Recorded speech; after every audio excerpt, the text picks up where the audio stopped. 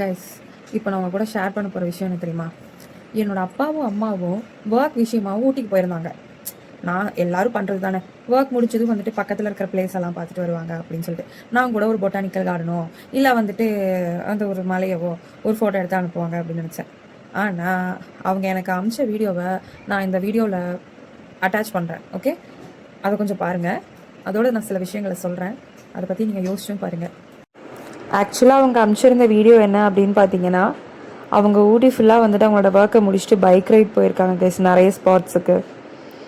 இதை பார்க்குறதுல நான் என்ன புரிஞ்சுக்கிறேன் அண்ட் உங்களுக்கு என்ன சொல்ல வரேன் அப்படின்னா, இயற்கையை ரசிக்கிறதுக்கும் லைஃப்பை என்ஜாய் பண்ணுறதுக்கும் நம்ம சுற்றி இருக்கிற விஷயங்களை கொண்டாடுறதுக்கும் கண்டிப்பாக வயசுங்கிறது வந்துட்டு ஒரு தடையே கிடையாது.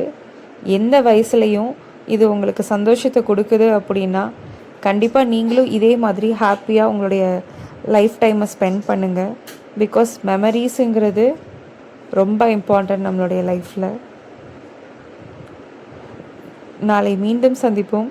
காவ்யாவுடன் ஒரு நிமிடம்.